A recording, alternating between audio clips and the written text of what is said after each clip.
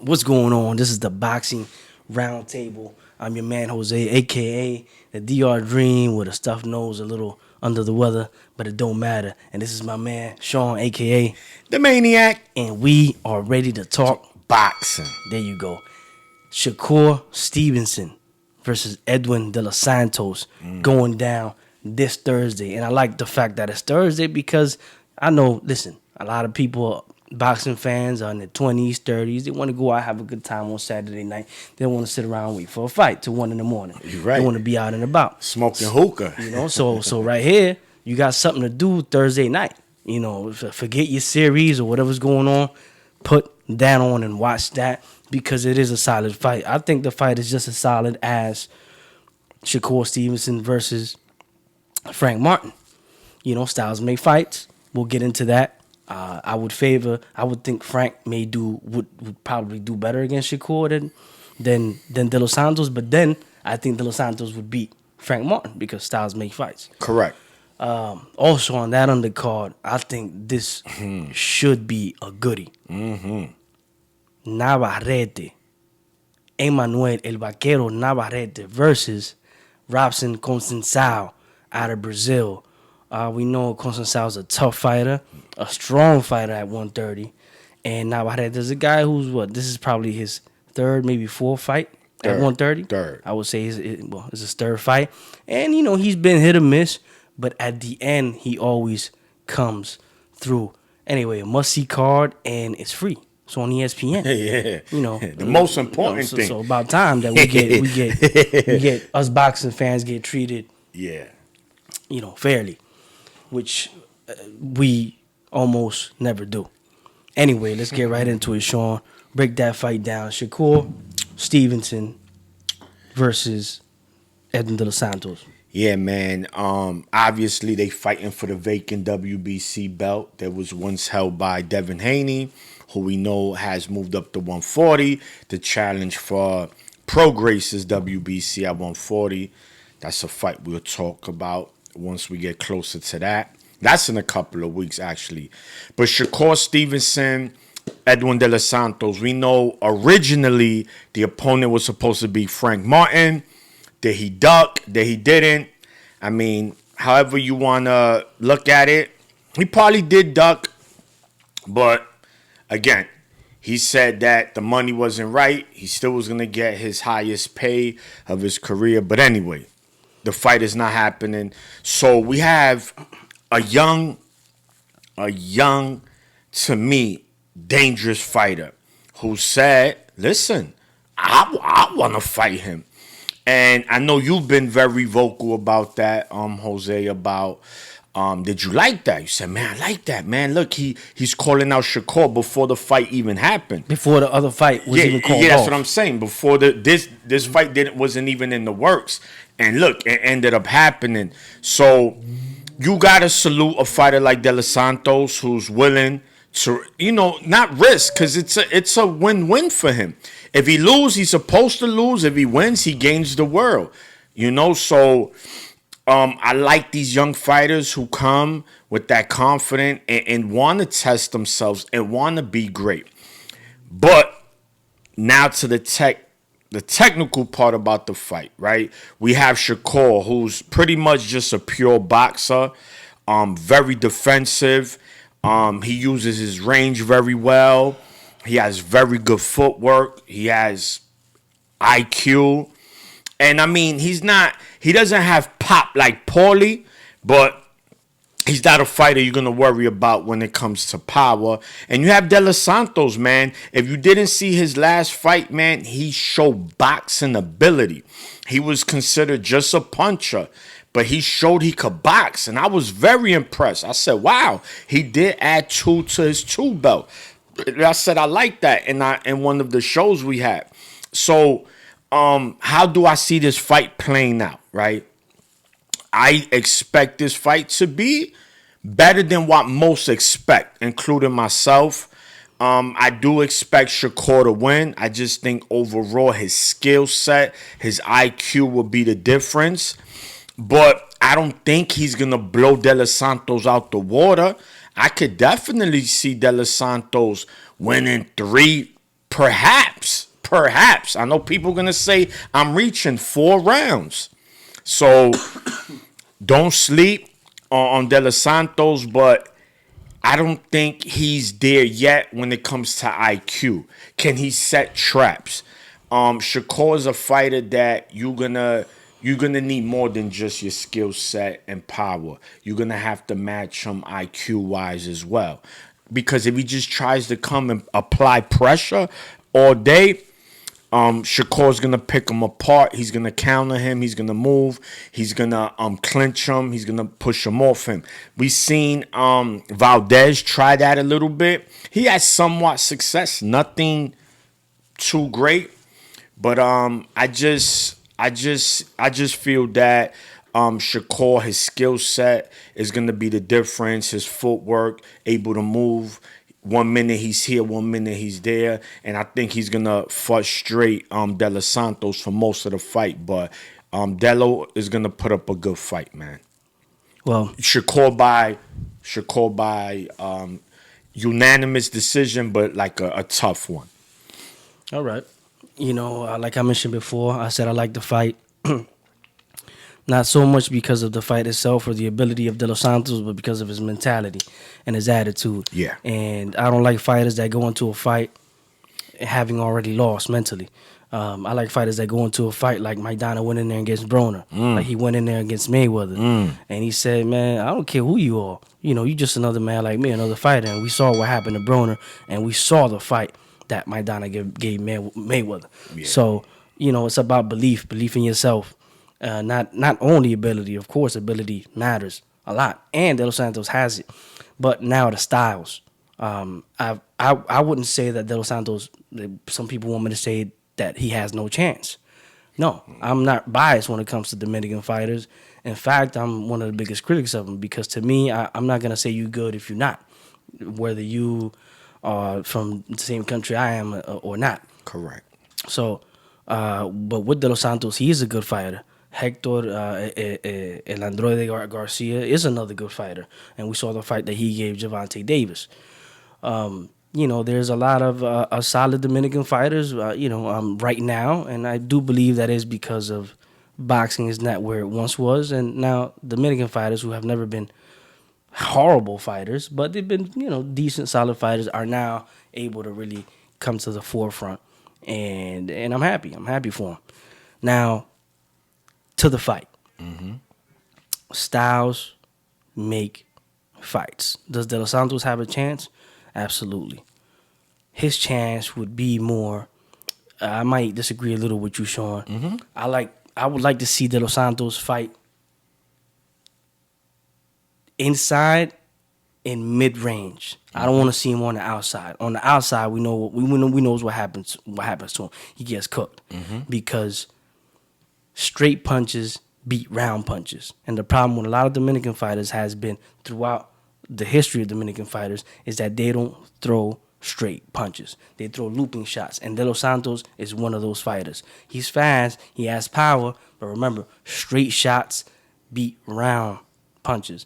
And as far as straight sniper-like shots, Shakur Stevenson is probably one of the best in the game currently at throwing those kind of shots. Correct. He's a sniper. He comes straight down the pipe. He measures distance. That's what he likes to use. Very good distance. He's not a guy that uses head movement. He's not James Toney. He's not Purnell. You're not going to see him do all that because his defense is in his feet. And he's a southpaw. He doesn't have good power, but when you throw straight, accurate, fast punches, they sting. And accumulatively, they can do damage. Correct. Right? As far as one punch, De Los Santos, he has that in his favor. If the fight changes because of one punch, it's going to be because of a De Los Santos punch. Shakur Stevenson, you might be like, oh, well, look, he dropped him in round 5. But I bet you it's going to come from, that punch being set up and damage being done prior to. Right? Or a blind punch. As far as, again, I want to see De Los Santos fight on the inside and mid-range. On the inside, roughing them up, not holding them, but just make it uppercuts, right? Hooks, when Stevenson's gonna cover up, just like Mayweather did against Maidana. What did Maidana do? He went around, and when he went around and he caught him with a hook, what did he do after? He went up and split that guard and caught him with uppercuts. Because if De Los Santos thinks that, and I could be wrong, but most people are gonna agree with me. If he thinks he's going to outbox Shakur Stevenson and he wants to play that game, I got more skill than you do. Yeah. That's not the fight. He can't. That's not the fight. The fight is to mix it up. Yes. Like Bradley used to do. He used to come. He used to. That's what I was. Bradley used to come in and bully you. He used to come in, be rough, and then all of a sudden, in the same fight, he'll go on the outside. He'll pop you with the jab, box, move, and confuse you. And I think he has to do a mix of that. I don't want to see him on the outside because on the outside they say, I saw a stat the other day supposedly that Shakur Stevenson is 5'7", and De Los Santos is 5'8". I don't believe it. I saw them both again. You saw the press conference. Shakur looks a little taller than him, so I don't know what's going on. They used to have Pacquiao 5'7". Pacquiao no 5'7". Pacquiao's 5'4", 5'5". Yeah, he's small. You understand what I'm saying? So when it comes to these stats, they differ. They can be misleading. Yeah. And I believe Shakur is he's gonna go to 140, no problem, and he will end up at 47. He's a big frame, and speaking about big frame, he's filling up. So De Los Santos, again, mix it up, rough it up on the inside, and then when Shakur kind of starts getting comfortable with that, go to the mid-range, jab, box him, but don't stay too much time outside because that's not going to be good for you. I know De Los Santos does have good feet, and he showed that against Adorno, but Stevenson is not Adorno. He's a guy that should be able to figure that out. I think that because of the round versus straight punches, I could see an 8-4 kind of fight with Stevenson, because he's going to get favored to win the rounds anyway. Yeah. So I could see De Los Santos doing good in more rounds than 4, but not for enough time where he can win them. Therefore, he rocked him with this punch. Look, he hit him 3 times, hit him 4 times. Yeah, but Stevenson did most of the work and won that round. Stevenson is not a guy that's going to come to do damage. Stevenson is the kind of fighter, like an Andre Ward, like a Floyd Mayweather, that they stop you from doing to them. And then they do the minimum to win the fight. Shakur has a little bit more dog than a late Floyd Mayweather, Floyd Money. He does start coming forward when he sees that he already neutralized you. So we can see that. And I'm not saying he can't knock De Los Santos out, but I would say that if anyone gets hurt, De Los Santos has the bigger probability of landing those kind of punches. And De Los Santos is a southpaw. So that's another interesting thing. I think it's a good test, a very, very good test. And I think that De Los Santos, win or lose, does have a future after this fight. That being said, I'm going to go with Shakur Stevenson by unanimous decision. I think it'll be close on one card, and the other 2 cards might have it wider maybe than even what the fight is. All right. But let me ask you this. Obviously, again, this is for a vacant title. If Shakur wins, which direction would you like to see him next? Listen, I'm about the best fighting the best. I'm not going to get into but remember this politics. He's on this side. No. What should happen, we know what should happen. He should fight Gervonta Davis. He should fight Devin Haney when running up to 140 because that's what he did. So he can't fight him anymore, right? Isaac Cruz, supposedly, he's still dreaming about that rematch with Gervonta Davis. So that fight doesn't seem to be possible. That being said, man, I mean, what could there be for him at 135? I don't want to see him fight Kambosos. No. Maybe Frank Martin comes calling around. Maybe Frank, but Shakur doesn't seem to want to give him another opportunity. And I don't blame him because he's gonna make the biggest payday in his career, and he's gonna get the biggest limelight for a title. What else do you want? Yeah. So Shakur's like, he wants to move on, and I don't blame him. You got the Mexican kid that just fought, the volume puncher. William Cepeda. Wow. That dude, he's You know, he's a that problem. when you talk about a top 135 pounders, that's it. What you do you believe Shakur Stevenson is a top 135 pounder? Absolutely, Then what should he fight? Other top 135 pounders. 100%. That's it. So that's who I think he should fight. Anybody in the top. It's a deep division. That's for a fact, right? So we got lightweight. It's a deep division. So currently they still got Haney as number 1, right? Lomachenko's at 2, Javante at 3, Shakur at 4. Now 5 is Cepeda, 6 is Cambosos. Oh my goodness. Cruz 7, Jermaine Ortiz 8, Frank Martin 9, and Zar Abdullayev. So the next again, Javante Davis in this order: Javante Davis, Frank Martin, William Cepeda. That's it. That's it.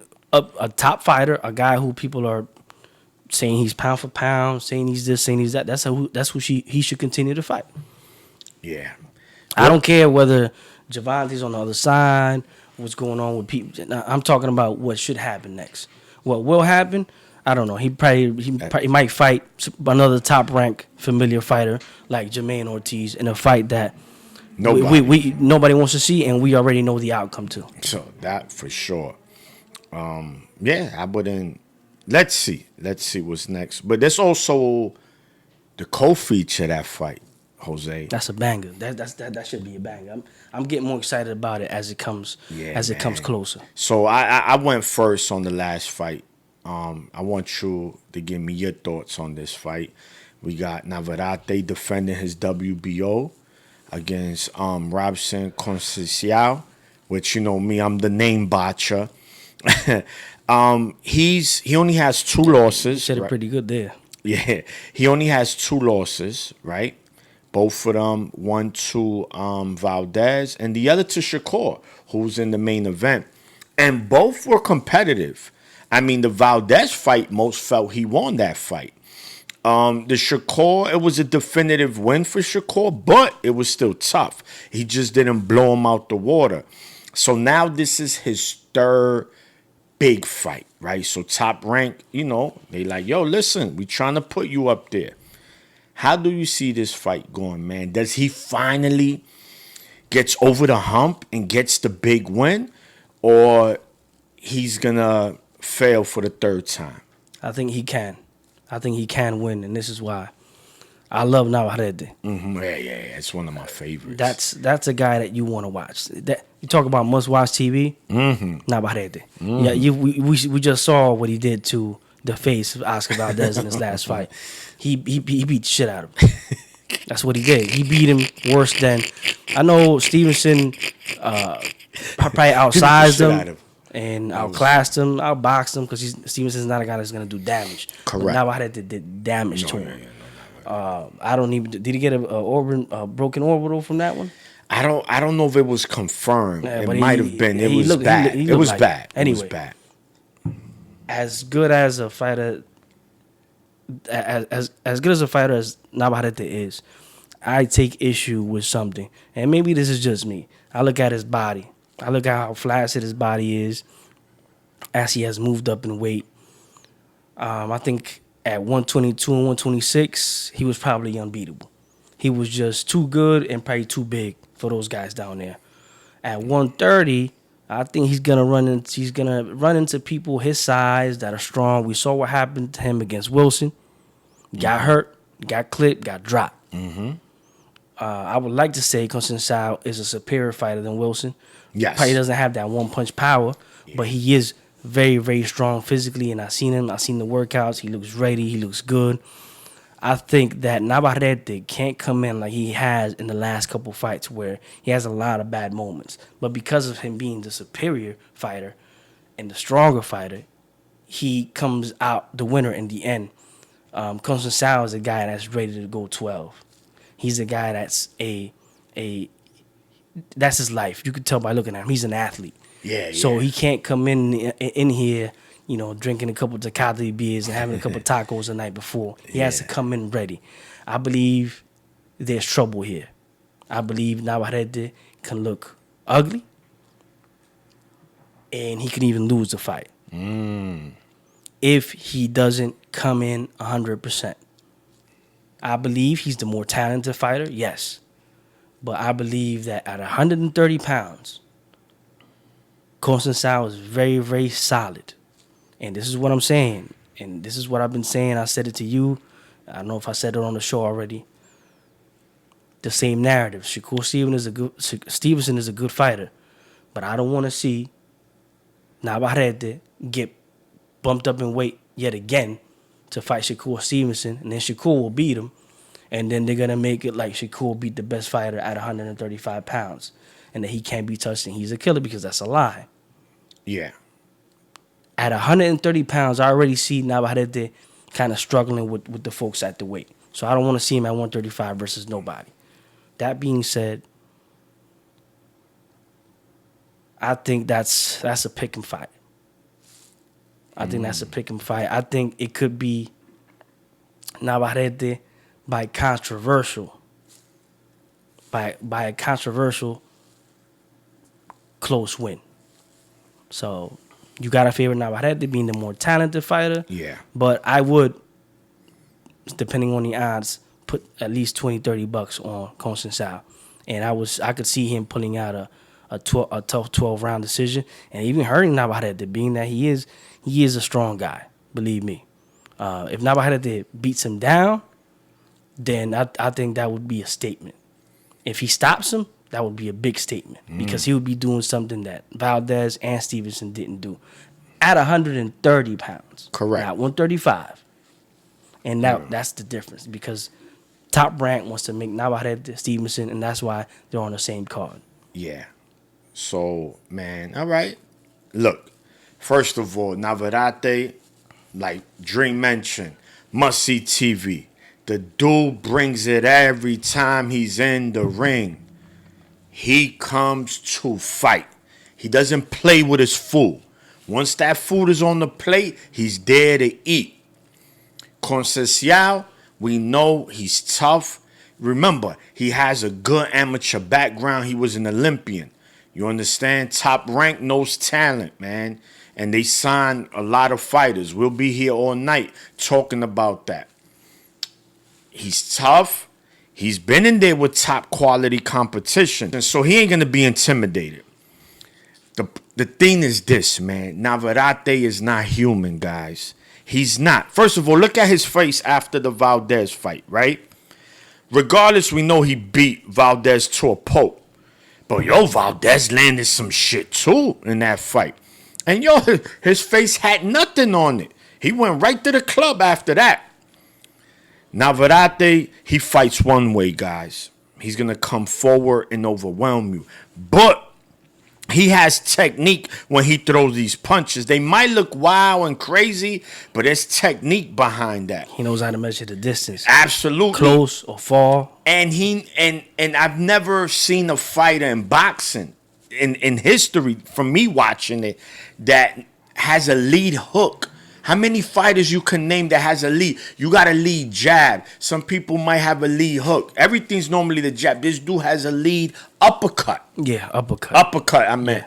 And it's like an uppercut hook, because it's like kind of in between. It's crazy the way he does it. And if Conceincao can hurt Navarrete, once he feels his power and he says, it's going to be a bad night for Conceincao, because maybe Navarrete might not stop him. You don't think the skill and the size could neutralize some of that? It can, but this is what I'm saying. If he can't hurt him, then he's gonna have to box, because Navarrete is gonna just come and he's not gonna stop. He ain't gonna try to be in no boxing fight with nobody. We know Navarrete fights. He don't fight on neutral. He's all gas, no break. He's not gonna dare and dance with him. He's gonna come forward. Either you're gonna outbox him or you're gonna hurt him. It's one of the two. And if you can't do neither, you're not gonna win the fight. Conceincao does possess that. He could box. He can move. He has the tools to beat a Navarrete. The problem is, can he beat Navarrete? And to me, he's not. Navarrete's just different. He just overwhelms you. He has a chin.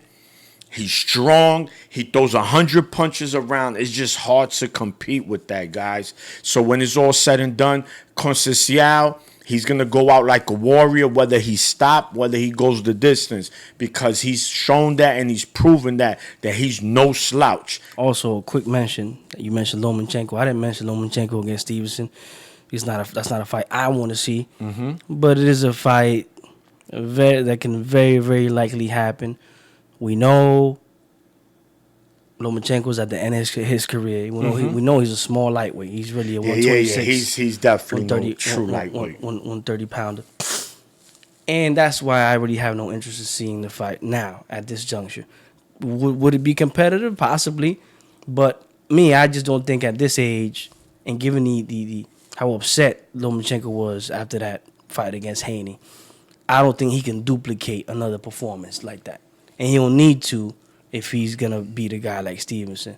So I think Lomachenko is they're trying to use him. That's why he said no to the fight. So he understands they're trying to use his name now. And they're trying to get these up-and-coming so-called monsters or whatever to beat him and then to take that name that he built up.